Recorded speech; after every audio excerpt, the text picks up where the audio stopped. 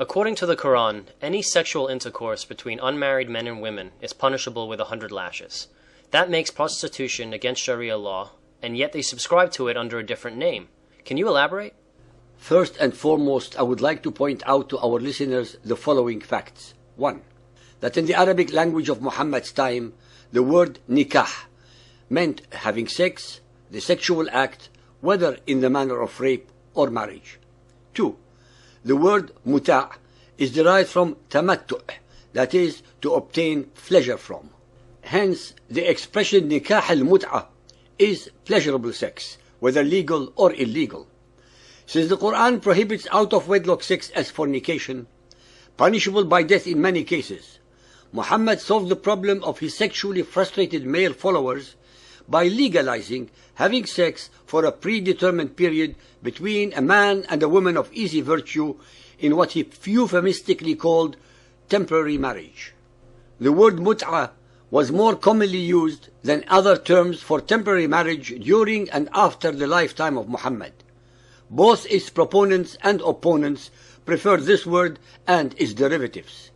In books on jurisprudence, the terms mut'a and nikah al-munqati', discontinued marriage, and al-nikah al-muwaqqat, temporary marriage, istimta', having pleasure, and the related word of tamattu', pleasure, are all employed.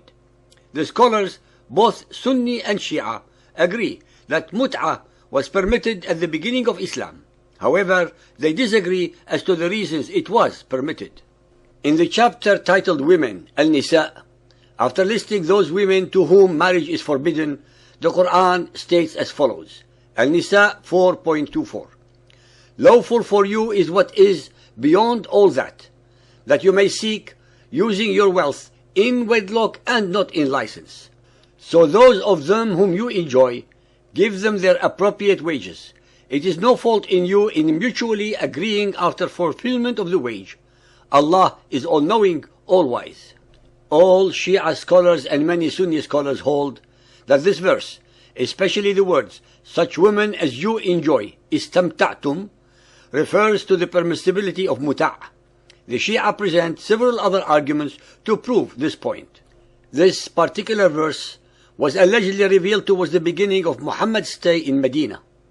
By the revelation of this verse, the temporary marriage became a legal custom in Medina and was looked upon as one kind of marriage and was referred to by the term istamta'a, the same word employed in the Quranic verse, even though the literal meaning of the word is to seek benefit or to take enjoyment. Hence, the meaning of the Quranic verse must be understood in terms of the conventional usage of the time. For, as is well known in the science of Quranic commentary and Islamic jurisprudence, the Quran follows the conventional usage of the people in all edicts and legal prescriptions. If someone wants to understand a word in the Quran in other than the conventional meaning of the time, he must supply a very strong reason for doing so. Moreover, if one looks up the traditions of the chapter of temporary marriage in the authentic Sunni collections such as Sahih al-Bukhari and Sahih Muslim, one can see that Muhammad and his companions used the word istamta'a when referring to this contract, which is exactly the same as that employed therein. Some Sunnis argue that sexual intercourse is forbidden except with one's wife or a slave by reason of the verse Al-Mu'minun 23.14. Prosperous are the believers who guard their private parts, save from their wives and what their right hands own. According to Aisha, Muhammad's wife, and others, mut'a is forbidden and abrogated in the Quran, where Allah says, who guard their private parts. Sahih al-Bukhari Hadith 7.17, narrated by Jabir bin Abdullah. When I got married, Allah's Apostle said to me, "What type of lady have you married?" I replied, "I have married a matron." He said, "Why? Don't you have a liking for the virgins and for fondling them?" Jabir also said, Allah's Apostle said, "Why didn't you marry a young girl so that you might play with her and she with you?" Sahih Bukhari 7.50, narrated by Ali bin Abi Talib. I said to Ibn Abbas, during the battle of Khaybar, the Prophet forbade nikah, al-muta' and the eating of donkey's meat. Sahih al-Bukhari 7.51 narrated by Abu Jabara.